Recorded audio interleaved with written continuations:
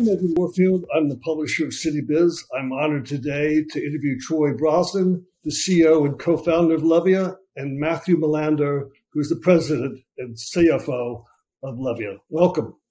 Thank you. Thanks for having us. So, Troy, can you provide an introduction to LEVIA in terms of employees, the production facility, dispensaries? Yeah, absolutely. LEVIA was started back in February of 2017. It was myself, Matt, and my wife and Kristen Rogers, who all got together and formed LEVIA. Took us about 4 years to get to market, almost exactly. We launched, shipped our first case on February 16th of this year. We have a staff of about 21 phenomenal employees right now. Over the last 18 weeks, we just broke 100 dispensaries. So my sales team are a bunch of rock stars. They've really covered the whole entire state in, less than 4 months. So, I'm really proud of everyone on the team. And can you tell us about the founding team? How did you and your wife come together to found LEVIA? Absolutely. So my wife and I, in 2016, when the vote passed, we knew that, we weren't going to miss this ride. I had been making edibles for a very, very, very long time. Had perfected the art of baking with cannabis, and we were going to start a cupcake company, really. And then when myself and Kristen Rogers toured the country, we realized that drinks are on the rise, particularly when we were in Washington State. And we were waiting in some really long lines at dispensaries. We started asking some questions. What are you guys going to buy? What's your favorite product? And drinks really were not on our radar. At the end of that loop, from Washington to Colorado to California to Nevada, we came back and we said we thought we could do it better. There wasn't really a great tasting cannabis beverage. Most of them were full of sugar, which I get it. It's very easy to mask the cannabis taste with sugar, but sugar is really not good for you. So we put got together, myself, Matt, Kristen, my wife, Caitlin, all got together and bought a soda stream and went all R&D for about a good year and a half. And Matt introduced an emulsion partner to us in about beginning of 2019, which was a total game changer. It really allows us to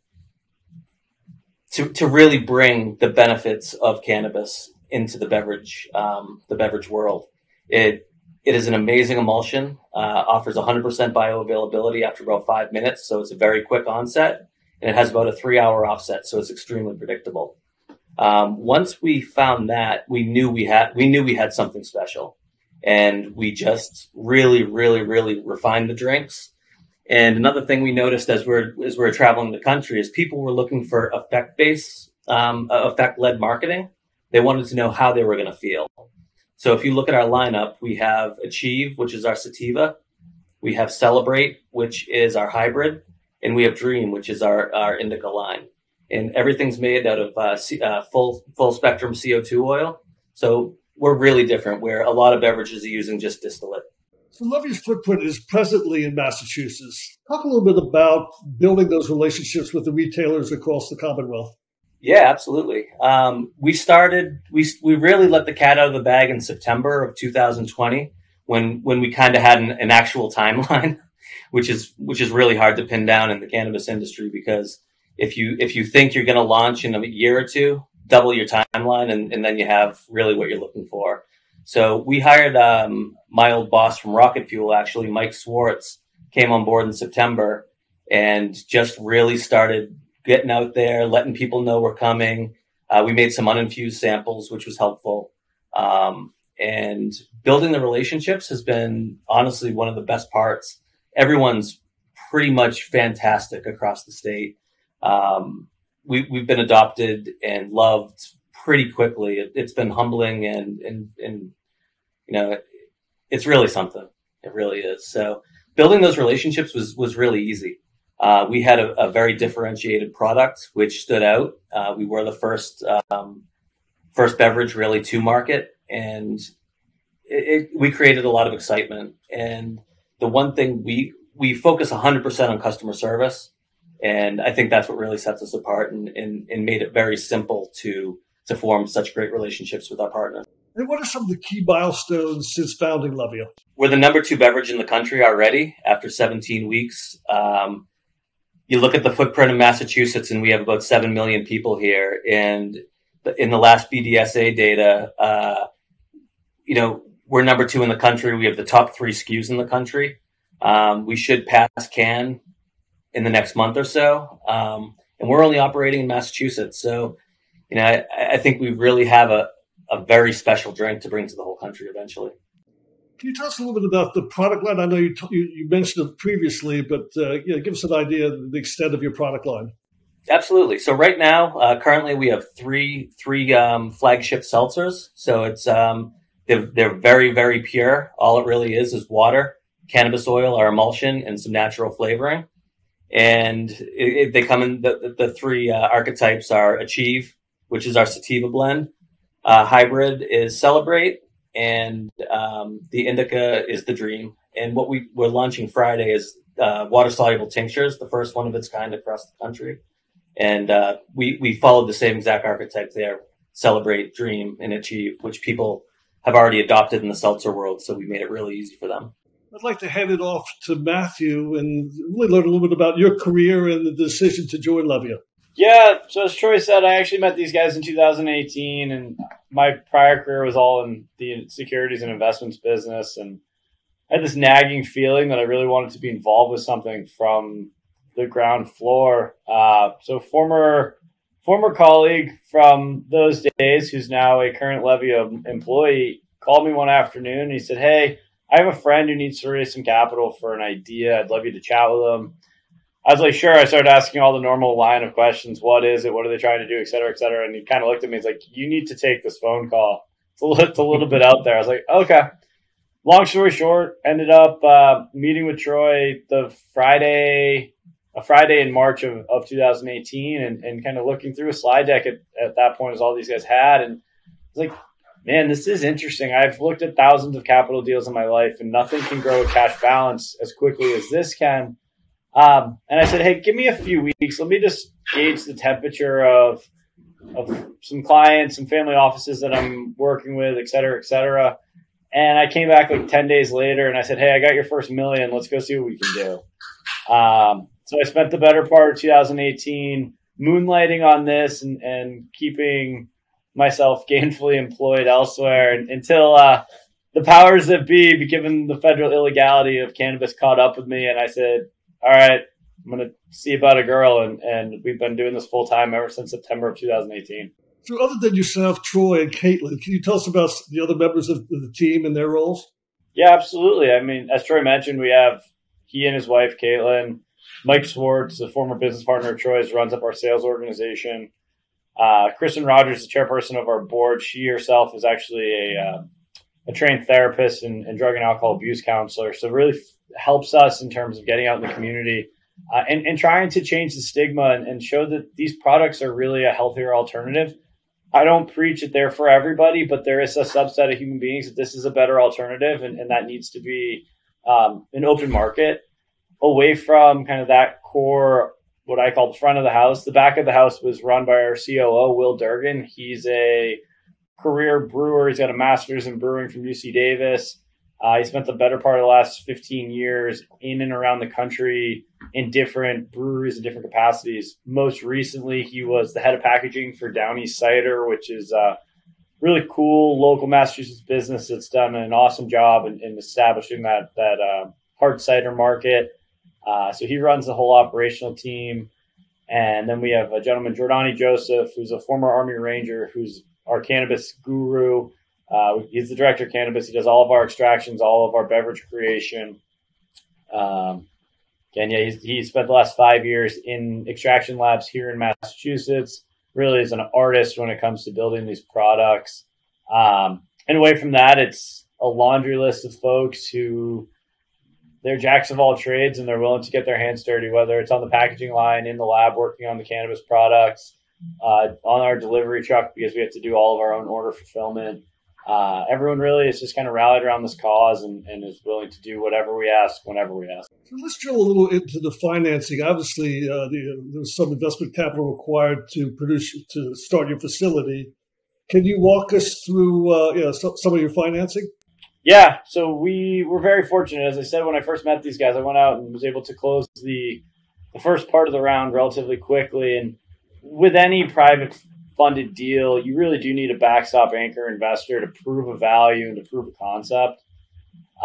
From there, like anything else, we got told more times than we got told no more times than we were told yes. Plenty of folks who said, wow, that's an excellent idea. Come back when it's already in market. I'm like, you guys don't get it. If we don't raise the money, we're never in market. So I just kept turning over every rock that came our way. We're very fortunate. The folks who were the first to step to the plate were willing to keep the structure the same for themselves as everybody who came in after them. That's really uncommon. Most folks are going to say, hey, look, if I'm going to be the first check in, I'm going to take a preferential term. We were able to keep the capital structure completely straight line. So the first check-in and the last check-in, it's the same terms, it's the same construct. It's just that others were willing to ride the 3-year organizational wave as we built the building and dealt with the state, while others, they got lucky. They cashed their check right before the raise closed, and that was only a few months before we hit market. So, it's like anything. The capital markets of this industry are definitely becoming more normalized at the top end, right? The top 10 multi-state operators, they've got access to debt, equity, preferreds, anything they need. When you start thinking about pure entrepreneurship, which is what this was, it's a struggle. And I talk to folks on a daily basis who are trying to do something similar. And I say, look, everybody's business plan and model is awesome when things go right. But if your business plan can be broken, this industry will try to break it. So make sure you're very confident that in the worst case scenario, you're still above water. We're fortunate. We've got very robust margins. The story has been cash flow positive since the very first day we turned the lights on. So from an investment standpoint, there was a lot of seed round risk that's inherent in any of these projects.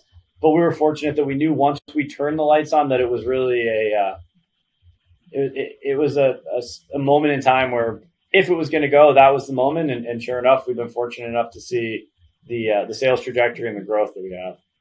Let's talk a little bit about the competitive landscape. I was looking at some of the trade publications, and LEVIA has risen to the top of the cannabis-infused beverage category. What separates you from your national and local competitors? Truly, it comes down to this proprietary emulsion that Troy spoke of. Most, if not all, of our natural competitors, if you will, are using a solubilization agent that comes from one of two producers. One of those is based in Oakland, the other is in Washington, D.C.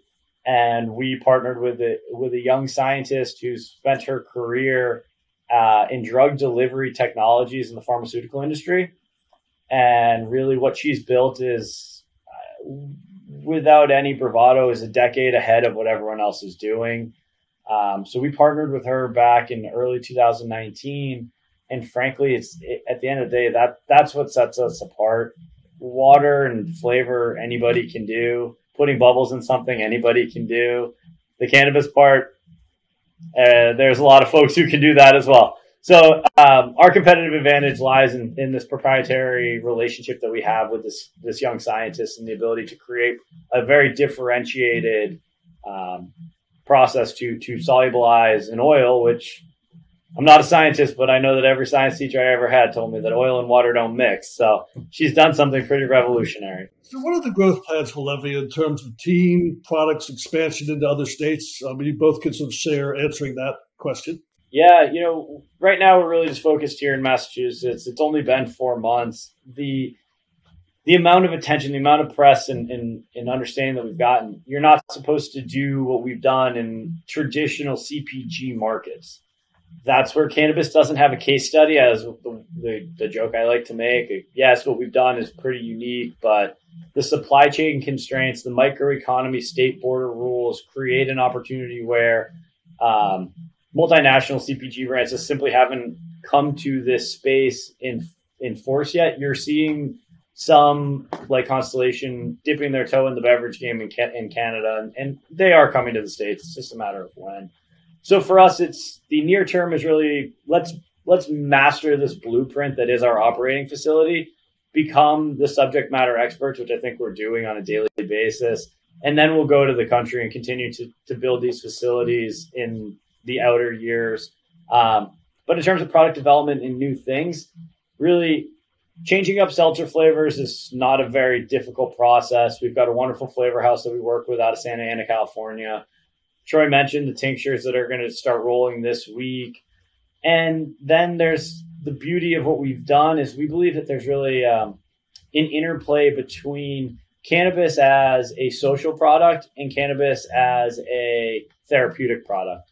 And we want to focus on really using the future, which is taking secondary cannabinoids, which aren't naturally present in high enough quantities in the plants. We have the privilege of being in Massachusetts. We have Cambridge. It's the hotbed of biotech. They're figuring out ways to do things like yeast-based fermentation of secondary cannabinoids, where we'll be able to access the health benefits of those non-psychoactive chemicals and really work on formulations that are targeted to specific ailments, whether that's an all-natural sleep aid or an appetite suppressant or an appetite stimulant. You can start to see where these plant-based substances can go. And as an organization, we've always said that, look, post-COVID, folks have a much closer relationship with their own health than they ever did before. And a plant-based product seems like it's new age. It's actually very antiquated. This is just traditional, quote unquote, medicine coming back in a way that people are willing to try it. It's a reawakening of 5,000 years of traditional medicine. Now, I've always been told in the United States, we have this fallacy that MD next to your name means medical deity. It does not. There are other alternative ways to do things. And it's our belief that plant-based substances are really the future growth area for both social interaction, but also for health products as well. So is there any other part of the LEVIA story that you haven't told that you'd like to share?